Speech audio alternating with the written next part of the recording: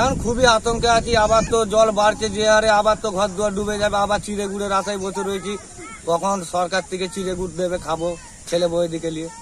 তো এমএসআই এরকমই বাড়ে, প্রত্যেক বছরই যেমন বাড়ে। তবু 2 বছর বন্যা তো হয়নি, এবছর আবার বাড়ছে সেরকমই। হ্যাঁ, বাড়তেই থাকে, নদী মাঠ দিয়ে জল ছুটে। আতঙ্কে বলতে আমাদের এটা হামেশাই তো দেখে এসছি, আতঙ্কে বলতে আর কিছু বলার নেই। এ তো ছোটবেলা থেকেই দেখছি জল সামনে, ঘরের সামনে দিয়ে যাচ্ছে, কিছু কেমন বাড়ি ডুবে যায়, মাটির বাড়ি। এখন তো বলার মতন আর কি বলবো, দেখছি তো পাচ্ছেন। সরকার থেকে কিছু হেল্প হয়? হেল্প বলতে আসে, কিছু খাবার টাবার আসে, দিয়ে যায় চাল আটা আর চিড়ে, এসব খাবার টাবার দিয়ে যায়। কতটা জল বেড়েছে?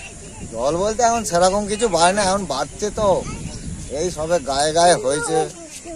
কারণ আজকের দিনটা দেখা যাক কতটা বাড়া যায়। আপনার নাম? আমার নাম ছোট্টু মালিক। খুবই তো ভয়াবহ চিন্তায় রয়েছি, কেননা এইরকম তো বারে বারে তো বন্যা আসে, এসে মানুষের ঘর দুয়ার সব ডুবে যায়। তো এইখানেতে এই নদী জল বাড়া মানে হচ্ছে গরিব মানুষ ডুবে মরা, আর নেতা মন্ত্রীদের পকেট ভরা, এইরকম ব্যাপার।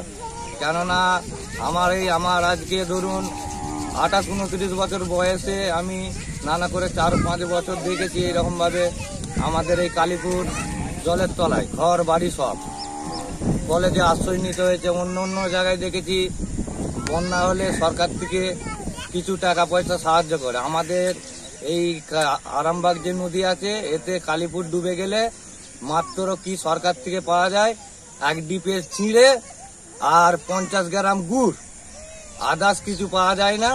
মানুষের ঘর ডুবে গেলে তাদেরকে কোনো সরকার থেকে সাহায্যও করে না, যা কিছু হয় নেতা মন্ত্রীদের পকেটে ঢুকে যায়। আর ওই 5 টাকার চিড়ে 5 টাকার গুড় খেয়ে সারাদিন জেগে জল দেখো, আর মানুষের ঘরের ছাদে উঠে জল দেখতে হয়। এইটাই হচ্ছে। কবে থেকে জল বাড়তে শুরু করেছে? জল বাড়তে কাল থেকে আরম্ভ হয়ে গেছে। এখন কোন জায়গাতে আছে জল? এখন আমরা এই নদীর পাড়েতেই আছি। একটা খেলার মাঠ রয়েছে আমাদের। খেলার মাঠ বলতে ওই নদীর পাড়টাকেই মাঠ করে নিয়েছি ক্লাব থেকে। সরকার থেকে একটা মাঠও দেয়নি, কাউন্সিলরকে বলে বলে তার পায়ে ধরে ধরে আমরা গ্রামবাসীরা ছেলেরা সব আলা হয়ে গেছি, তার মাঠও একটা করে দেয়নি। কতটা কি আতঙ্কে আছেন? এখন খুবই আতঙ্কে আছি। আবার তো জল বাড়ছে যে হারে, আবার তো ঘর দুয়ার ডুবে যাবে। আবার চিড়ে গুড়ের আশায় বসে রয়েছি, কখন সরকার থেকে চিড়ে গুড় দেবে, খাবো ছেলে বই দিকে নিয়ে। আপনার নাম? আমার নাম শঙ্কর মালিক।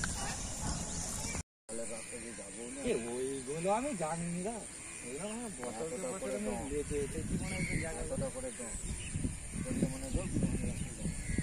আর তোর কি বলে জোঁক বলতে যাচ্ছে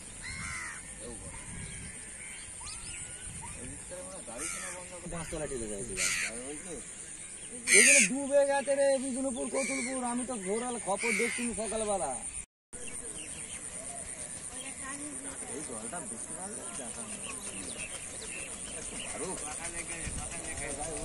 দেখা আমাদের রাস্তার নাম হচ্ছিল। একদিন একজন বাড়বে তো কি হবে, কি হয় ধান গোনা যাবে, আগে মারা হয়। এখন বন্যা হওয়া দরকার, একটা এই আবর্জনা গুলো কেটে যাবে।